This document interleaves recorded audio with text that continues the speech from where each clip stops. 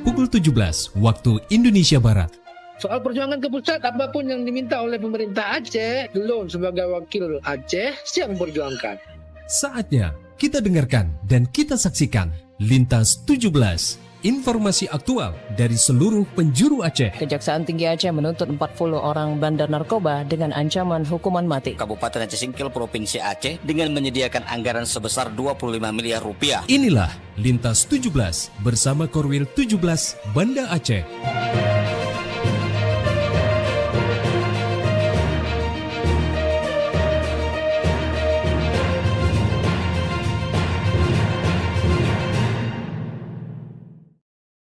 Assalamualaikum warahmatullahi wabarakatuh. Dari Jalan Sultan Iskandar Muda nomor 13 Banda Aceh.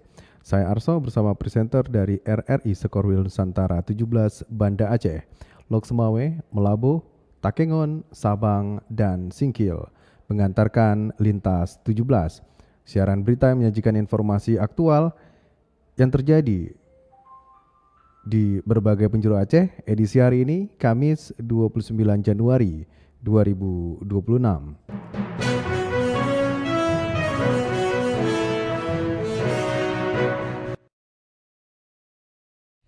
Berita utama yang dapat Anda simak sore ini diantaranya Mendikdasmen resmikan revitalisasi 53 sekolah rusak di Gayo. 6 terpidana jarimah dihukum cambuk di Banda Aceh.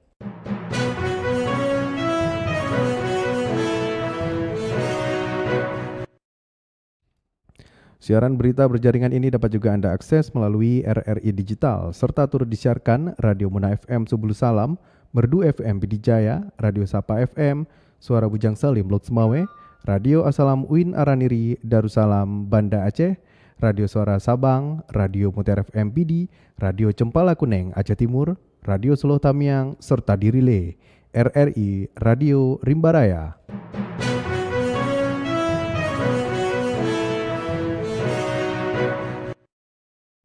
Baiklah saudara, berita pertama kami mulai dari Kutaraja, Banda Aceh.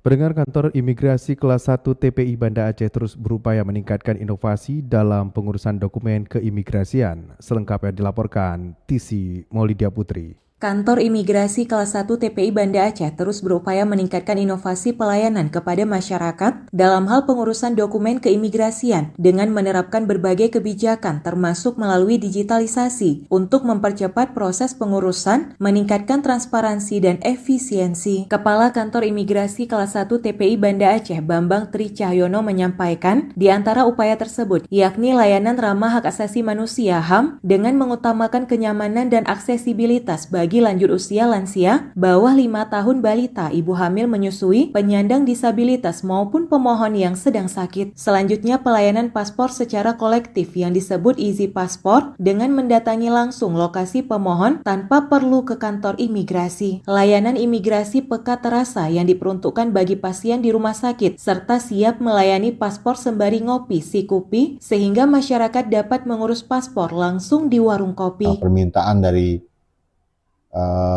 instansi, paguyuban, atau dari masyarakat yang menginginkan kami mendatangi masyarakat tersebut dalam hal layanan paspor. Kami namakan di situ Easy Paspor.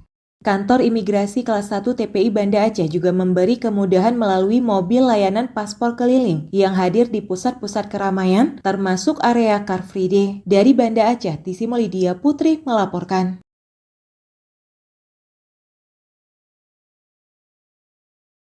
Pelaksanaan ukubat cambuk 6 orang terpidana jarimah zina, kamar, dan iktitah berlangsung.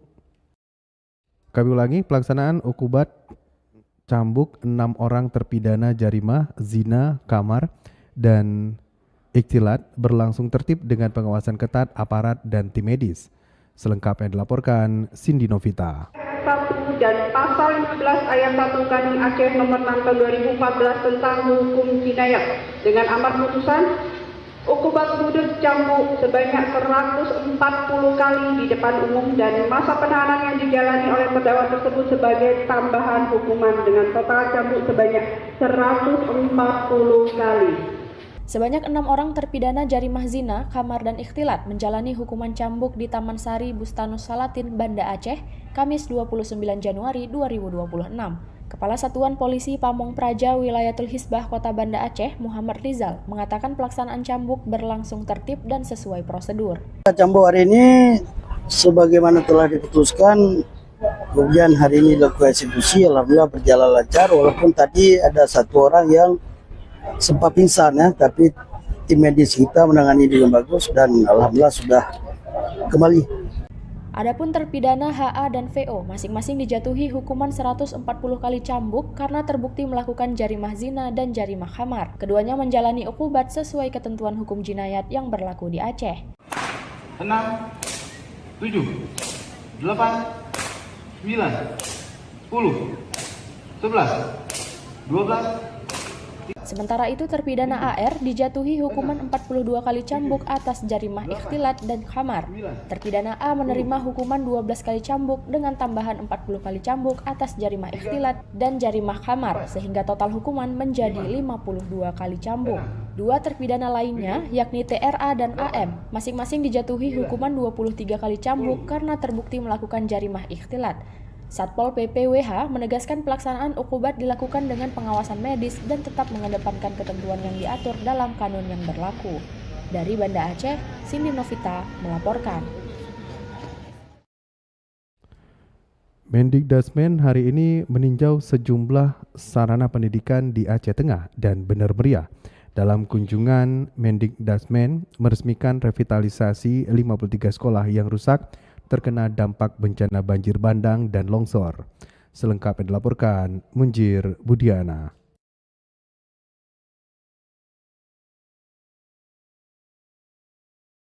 Menteri Pendidikan Dasar dan Menengah Abdul Mukti hari ini meresmikan revitalisasi 53 sekolah yang rusak terkena dampak bencana alam di Kabupaten Aceh Tengah dan Kabupaten Bener Meriah. Peresmian secara simbolis dilakukan di SD Negeri 12 di Kecamatan Bintang, Kabupaten Aceh Tengah. Revitalisasi sekolah menjadi fokus utama kunjungan Mendikdasmen ke Aceh Tengah dan Bener Meriah setelah sehari sebelumnya juga telah meresmikan revitalisasi sekolah di sarana pendidikan di Kabupaten Aceh Utara. Kunjungan ini dilakukan untuk memastikan proses belajar mengajar tetap berjalan di tengah dampak bencana alam yang merusak sejumlah fasilitas pendidikan. Dalam kunjungannya ke Tanah Gayo, Mendikdasmen meninjau langsung beberapa sekolah terdampak, diantaranya SMP Negeri 22 Takengon, SD Negeri 12 Kecamatan Bintang, SMK Negeri 4 Bener Meriah, SD Karangjadi, serta TK Negeri Iwan Tona. Pada kesempatan tersebut, Mendikdasmen juga menyerahkan bantuan pendidikan dan perlengkapan sekolah kepada siswa. Abdul Mukti menjelaskan sejumlah sekolah di Aceh Tengah dan Bener Meriah harus direvitalisasi karena tidak bisa lagi digunakan oleh siswa untuk belajar. Dari sekolah yang kita kunjungi, SMP Negeri 22 memang kondisinya tidak memungkinkan untuk berada di sekolah yang sekarang. Karena itu kami sudah bicara dengan Pak Bupati untuk nanti direlokasi di sekolah tempat yang sudah disiapkan Pak Bupati, dan insya Allah nanti akan mendapatkan bantuan unit sekolah baru di tahun 2025. Masuk SD ini yang kita kunjungi. Sementara satu sekolah SMP Negeri 22 Takengon harus direlokasi karena kondisi bangunan yang tidak lagi memungkinkan untuk digunakan. Selain itu, SD Negeri 12 yang terdampak longsor juga akan mendapat tambahan ruang kelas baru, termasuk ruang guru dan rumah dinas guru.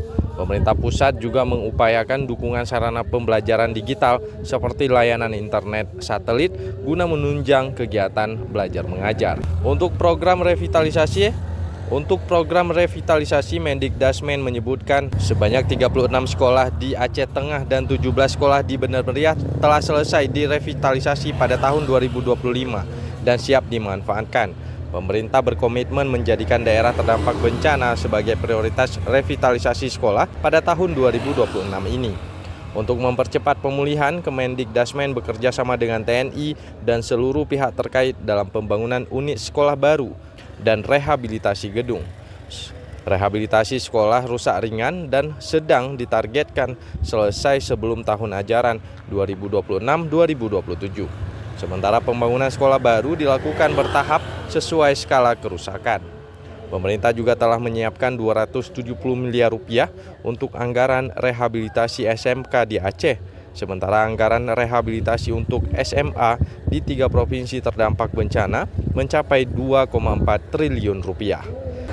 Dari Kabupaten Aceh Tengah, reporter Munzir Budiana, Pro 3 RRI terus mengudara untuk Indonesia. Pendengar, kita ikuti juga laporan langsung kondisi terkini di Aceh Tengah dan Benar Meriah bersama reporter RRI Banda Aceh, Munzir Budiana, yang saat ini sedang berada di Kabupaten Benar Meriah. Munzir, silakan laporan Anda. Ya baik Aco dan pendengar Pro 1 RRI Banda Aceh, saat ini saya berada di wilayah dataran tinggi Tanoh Gayo. Saya mengikuti beberapa agenda penting kunjungan Menteri Pendidikan Dasar dan Menengah Mendikdasmen Abdul Mukti, di mana sejak kemarin Mendikdasmen meninjau sejumlah wilayah terdampak bencana, diantaranya di Kabupaten Aceh Utara, dan pada hari ini berkunjung ke wilayah Kabupaten Aceh Tengah dan Kabupaten Benar Meriah. Dan menurut amatan saya, kondisi terkini 2 bulan lebih pasca bencana banjir bandang dan tanah longsor yang melanda 18 wilayah kabupaten kota di provinsi Aceh, termasuk di Kabupaten Aceh Tengah dan Kabupaten Benar Meriah ini, tidak memang sudah dalam masa rehab dan rekonstruksi dan sudah memasuki masa pemulihan. Namun di sepanjang perjalanan saya melintasi terutama di wilayah yang berdekatan dengan Danau Lutawar, yang memang terdapat beberapa titik lokasi longsor yang memang beberapa titik ini sudah dibersihkan dengan alat berat dan sudah bisa dilintasi oleh kendaraan. Namun ada beberapa titik yang sudah amblas total dan sudah ditimbun dengan menggunakan alat berat, sehingga ada beberapa titik lokasi ini harus dialihkan ke jalur lainnya. Namun di Kecamatan Bintang, Kabupaten Aceh Tengah, saya juga melihat ada beberapa titik lokasi longsor yang cukup besar, dan memang di sini terdapat beberapa rumah yang terlihat rusak diterjang longsor. Ada sedikitnya 14 kepala keluarga, dan di sini juga saya melihat masih ada warga yang tinggal di tenda pengungsian, tenda miliknya BNPB. Namun hingga kini warga memang belum mendapatkan hunian sementara atau huntara yang memang sudah diprogramkan oleh pemerintah pusat untuk diserahkan kepada korban yang terdampak bencana alam. Saya juga melihat ada beberapa titik jembatan yang memang terputus, terutama titik jembatan yang berada di perkampungan yang menghubungkan antar desa. Dan titik jembatan ini masih belum adanya penanganan dari pihak pemerintah, karena memang titik jembatan yang amblas ini memang harus diperbaiki secara total, baik itu harus menggunakan jembatan Bailey ataupun jembatan Aramco. Dan untuk pembersihan di lokasi yang terdampak bencana tanah longsor masih terus dikerjakan oleh aparat TNI dan juga pemerintah daerah. Dan dalam kunjungan Mendikdasmen hari ini juga ditinjau beberapa lokasi sekolah yang memang mengalami kerusakan yang cukup parah, diantaranya di SMP 22 Takengon dan juga di SD 12 yang berada di Kecamatan Bintang. Kedua sekolah ini memang tidak bisa digunakan sama sekali, karena memang seperti di SMP 22 tersebut harus direlokasi ke lokasi lainnya, karena memang tidak layak lagi untuk digunakan sebagai sarana belajar bagi para siswa.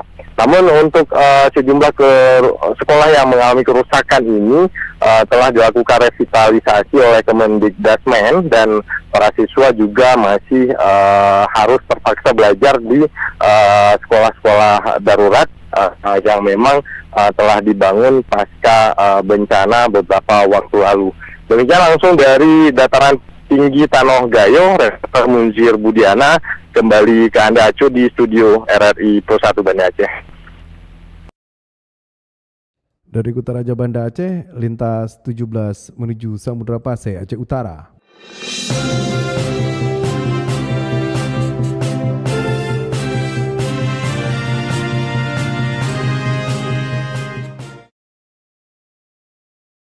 Sebanyak 8 terpidana pelanggaran syariat Islam menjalani eksekusi cambuk di Aceh Utara. Hukuman ini merupakan pelaksanaan putusan hukum tetap sesuai Kanun Aceh tentang hukum jinayat.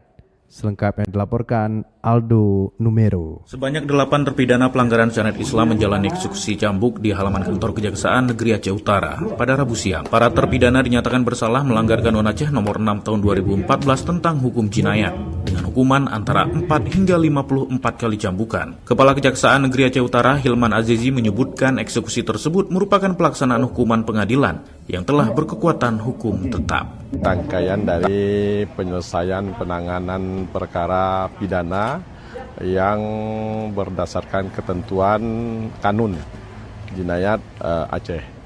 Jadi barusan kita selesaikan dan alhamdulillah sudah tuntas. Dengan berakhirnya ini maka tugas jaksa selaku eksekutor untuk penanganan suatu perkara sudah selesai. Tadi ada yang paling tinggi 54 kali cambukan, yang paling rendah 4 kali ya. 4 kali cambukan karena dipotong masa tahanan sementara di rutan. Hukuman cambuk disesuaikan dengan putusan majelis hakim termasuk pengurangan masa tahanan sementara yang telah dijalani oleh para terpidana. Dari Aceh Utara, Aldo Numero melaporkan.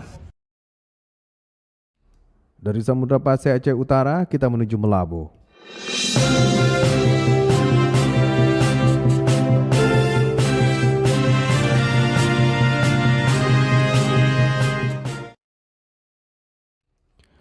Realisasi belanja lingkup KPPN Melabu tahun anggaran 2025 mencapai 4,67 triliun atau 96,61% dari pagu 4,83 triliun rupiah.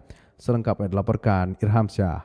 Kinerja anggaran pendapatan dan belanja negara serta perkembangan perekonomian wilayah Melabu dipaparkan dalam kegiatan press release yang digelar di kantor KPPN Melabu Rabu pagi. Kegiatan ini dihadiri Kepala KPPN Melabu, Kepala KPPP Bea Cukai Melabu, Kepala BPS Kabupaten Aceh Barat, serta Kepala Seksi Pengawasan KPP Pratama Melabu. Kepala KPPN Melabu Linggo Sumpranggono menyampaikan realisasi belanja lingkup KPPN Melabu tahun anggaran 2025 mencapai 4,67 triliun atau 96,61% dari pagu 4,83 triliun rupiah. Realisasi tersebut terdiri dari belanja pemerintah pusat sebesar 1,37 triliun rupiah dan transfer ke daerah sebesar 3,30 triliun rupiah. Untuk 2026 pagu yang ada di KPPN Melabu sebesar 3,97 triliun. Ini agak menurun untuk Aceh Jaya, Aceh Barat, Nagan Raya, dan Simelu. Dan dari pagu itu untuk belanja pusat sebesar 1,24 triliun atau 900 miliar untuk belanja pegawai, belanja barang 300 miliar, dan belanja modal 30 miliar. Untuk TKD, kami memiliki 2,73 triliun yang akan kami salurkan ke seluruh Pemda kami. Yang terbesar ada di Pemda Aceh Barat, yaitu sebesar 894 miliar. Sementara itu, Kepala KPP Bea Cukai Melabu Ahmad Yudi Febrianto memaparkan kinerja pengawasan kepabeanan atau cukai wilayah pesisir barat selatan Aceh. Pada tahun 2025, jumlah patroli dan operasi mandiri meningkat menjadi 42 kegiatan, serta patroli bersama Satpol PP meningkat menjadi 8 kegiatan. Di bidang perpajakan, Kepala Seksi Pengawasan KPP Pratama Melabu, Aryo Prabowo menyampaikan realisasi penerimaan pajak tahun 2025 sebesar 703,44 miliar rupiah. Kepala BPS Kabupaten Aceh Barat, Rudi Hermanto, menjelaskan sejumlah indikator strategis perekonomian daerah. Inflasi Melapo tahun 2025 tercatat sebesar 5,66%, lebih rendah dibanding inflasi Provinsi Aceh sebesar 6,71%. Selain itu, angka kemiskinan di Aceh Barat turun dari 17,6% dan pada 2024 menjadi 15,50% di tahun 2025. Secara umum, Kepala KPPN Melabo berharap kinerja APBN 2025 dapat terus mendorong pertumbuhan ekonomi wilayah Barat Selatan Aceh, khususnya Kabupaten Aceh Barat. Reporter RRI Melabo Ilham Syah melaporkan. Dari Melabo, lintas 17 bergerak menuju dataran tinggi Tanah Gayo.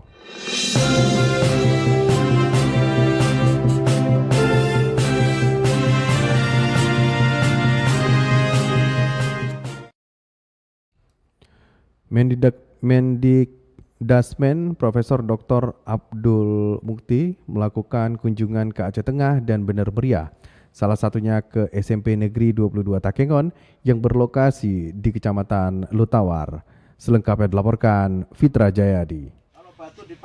Menteri Pendidikan Dasar dan Menengah Mendikdasmen Republik Indonesia, Profesor Dr. Abdul Mukti, melakukan kunjungan kerja ke Kabupaten Aceh Tengah dan Bener Meriah, Kamis 29 Januari 2026. Kehadirannya kedua kabupaten di wilayah tengah Provinsi Aceh tersebut dilakukan untuk meninjau langsung kondisi satuan pendidikan yang ikut terdampak bencana hidrometeorologi pada akhir November tahun lalu. Kunjungan diawali di SMP Negeri 22 Takengon, Kecamatan Lutawar, Aceh Tengah. Mendikdasmen turut menyerahkan bantuan dana pendidikan serta school kit secara simbolis kepada guru maupun siswa. Selain itu, dirinya juga menghibur para siswa yang berada dalam kelas maupun tenda darurat, serta meminta para peserta didik untuk terus semangat belajar, kendati baru diterpa bencana alam.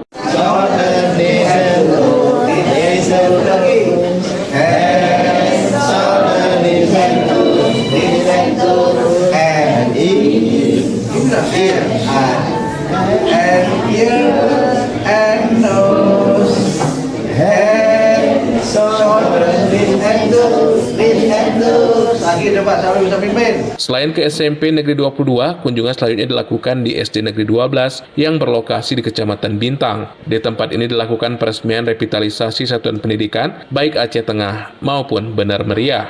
Kunjungan sendiri diakhiri dengan meninjau 3 sekolah di Bener Meriah, meliputi SMK Negeri 4 Bener Meriah, SD Negeri Karangjadi, dan Taman Kanak-Kanak TK Negeri Iwan Tona. Fitra Jayadi, RRI Takengon, melaporkan.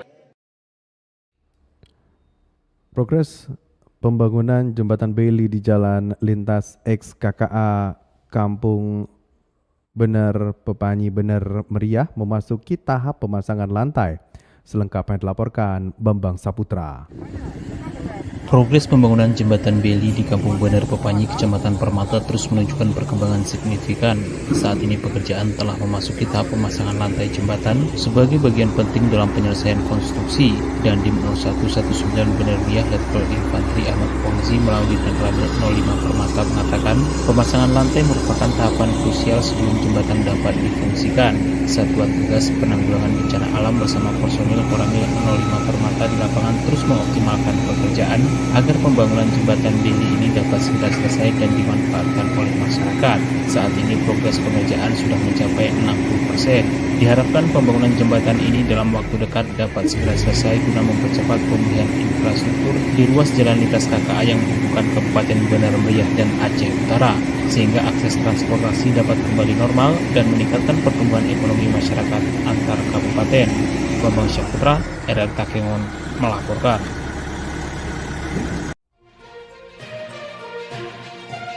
Anda sedang mendengarkan Lintas 17 dari Korwil 17 Banda Aceh.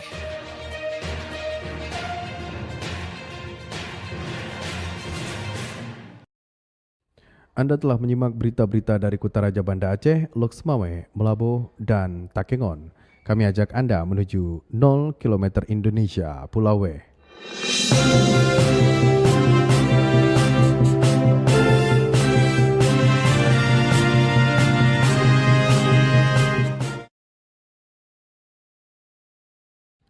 Dinas Perhubungan Kota Sabang menutup sementara jalan tinjau alam akibat retakan pada badan jalan. Penutupan dilakukan untuk mengantisipasi risiko bagi pengguna kendaraan, terutama roda 4. Selengkapnya dilaporkan Diah Novitaria. Dinas Perhubungan Kota Sabang mengimbau pengguna kendaraan roda 4 untuk tidak melintasi jalan tinjau alam akibat adanya retakan pada badan jalan. Jalan tersebut merupakan jalur pintas dari bypass Sabang menuju kawasan Anek Laut dan Perikanan Sabang. Kepala Dinas Perhubungan Kota Sabang Husaini mengatakan imbauan tersebut disampaikan setelah pihaknya melakukan peninjauan langsung ke lokasi. Dari hasil peninjauan ditemukan sejumlah retakan lama yang kondisinya semakin mengkhawatirkan setelah curah hujan tinggi. Ada retakan di jalan, kemudian yang lama juga belum diperbaiki. Jadi kami berinisiatif untuk menutup, untuk tidak dilewati oleh roda 4. Kalau roda 2 silahkan boleh. Jadi roda 4 kita tutup untuk jangan melewati jalan tersebut. Karena kemarin curah hujan kan tinggi itu. Jadi kita lihat takutnya itu terjadi longsor membahayakan pengguna jalan. Sementara itu, kendaraan roda 2 masih diperbolehkan melintas dengan tetap mengutamakan kehati-hatian. Pengendara diminta tidak melintas terlalu ke sisi kiri jalan yang berbatasan langsung dengan tebing. Husaini menjelaskan keretakan tidak terjadi di sepanjang badan jalan, melainkan hanya di beberapa titik tertentu. Meski belum terjadi longsor, kondisi tersebut tetap berpotensi membahayakan jika hujan deras kembali turun. Di Sabang menghimbau masyarakat, khususnya pengguna kendaraan roda 4 untuk sementara menggunakan jalur alternatif lain. Imbauan ini disampaikan demi menjaga keselamatan masyarakat saat melintas di wilayah tersebut. Diah Novitaria melaporkan. Dari 0 km Indonesia Sabang, lintas 17 bergerak menuju kawasan Bumi Syekh Abdul Rauf Asingkili.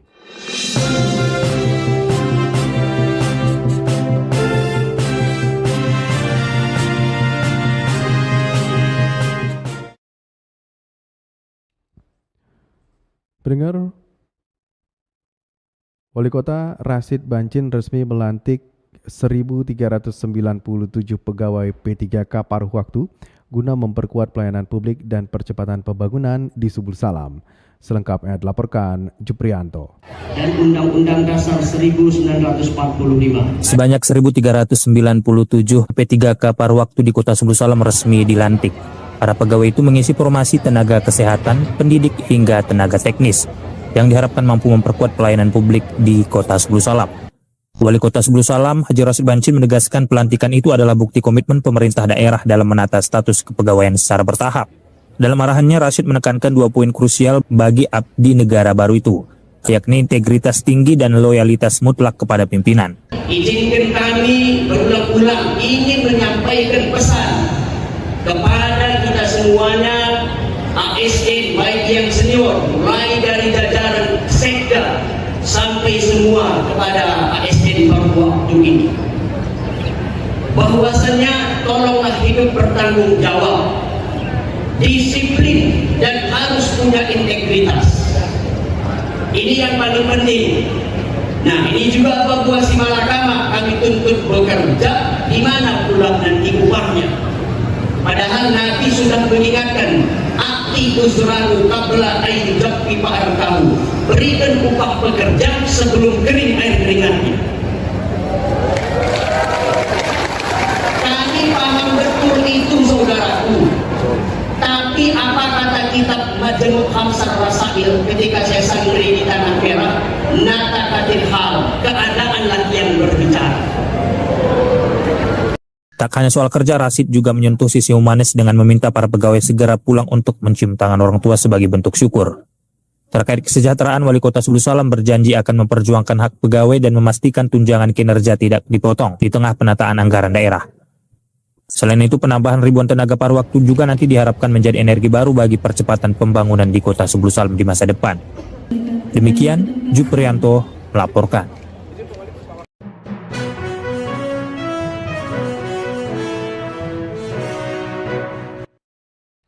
Dengan berakhirnya laporan tadi berakhir sudah Lintas 17 sore ini. Berita utama dari RRI Wilayah Batas Selasar, Korwil 17 Banda Aceh. Atas perhatian Anda kami ucapkan terima kasih.